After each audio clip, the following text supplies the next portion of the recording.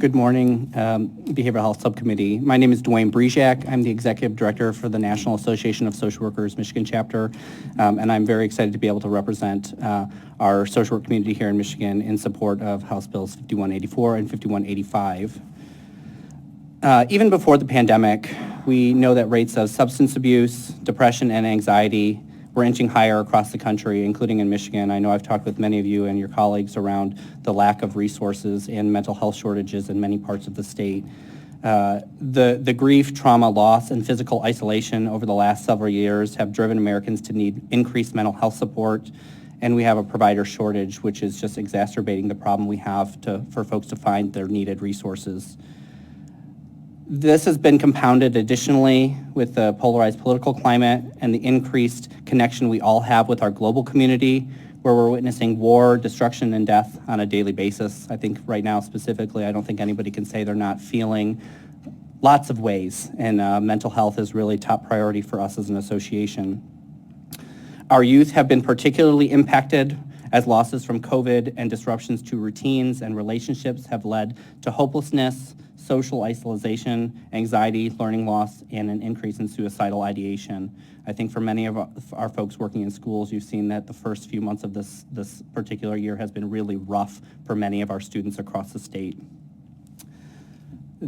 We need changes and to build up our behavioral health community to meet the needs of today and to be prepared for the challenges of the future.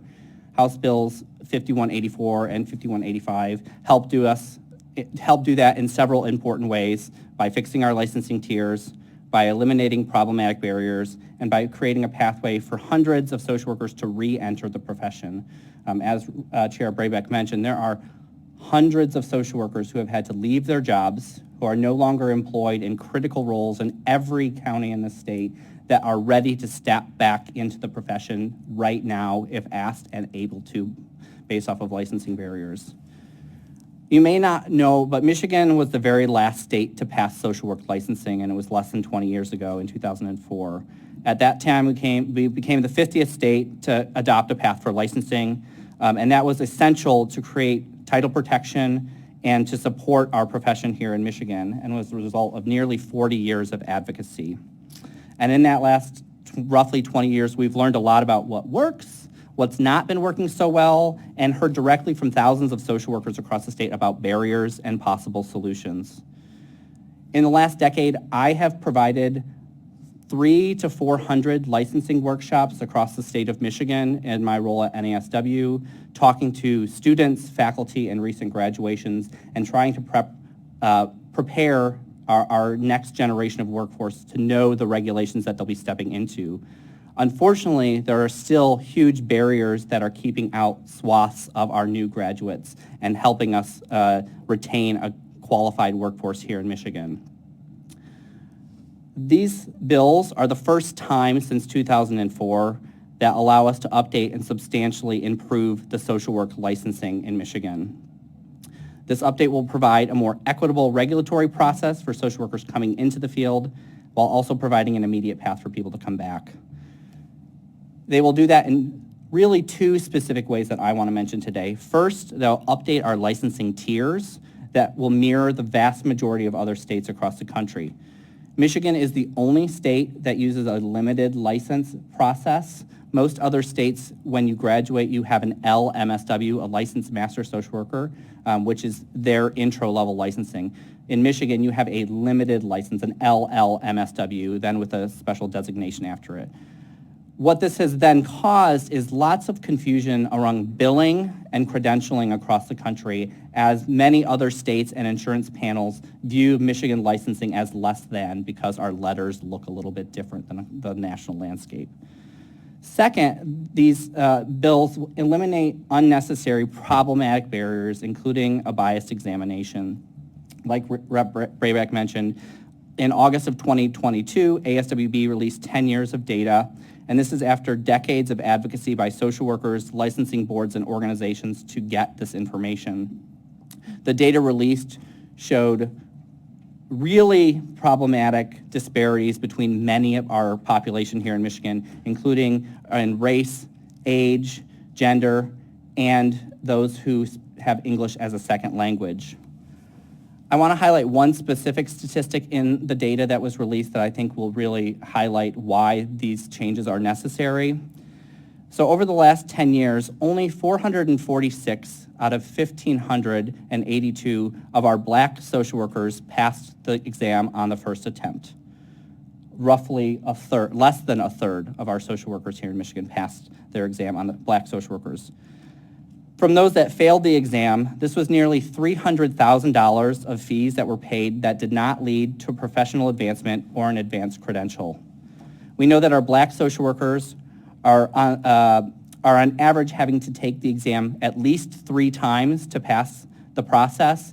And because Michigan only allows social workers to renew their license 6 times, many of the folks are just hitting that cap and then no longer able to remain in the field.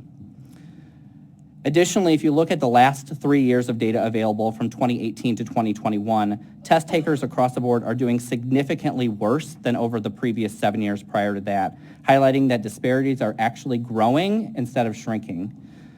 During those 3 years, white test takers' eventual pass rates dropped from an 89% to an 82%, and our Black test takers in Michigan dropped from a 51% eventual pass rate to a 41%. So we have nearly 60% of Michigan's Black social workers that will never be able to be fully licensed in Michigan because of this examination.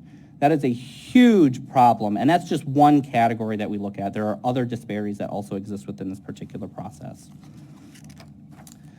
In the more than year since the data was released, still nothing has been done by ASWB to assist current test takers to reduce the disparities, even after specific and reasonable steps and suggestions were provided by NASW, the Council on Social Work Education, and our national deans and directors.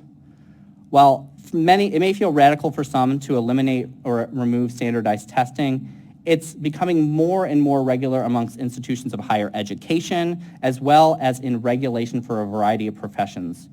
In fact, more than 1/3 of all of Michigan's social workers who are licensed right now, who were grandparented in 2005, didn't pass a standardized test. Those are our most seasoned clinicians, our supervisors, and those leading many of our organizations today. And like mentioned earlier, it is critical to acknowledge that even without the exam, social workers have a high bar to enter our profession. This includes earning nearly 1,000 hours of supervised practical experience, then graduating from an accredited school of social work.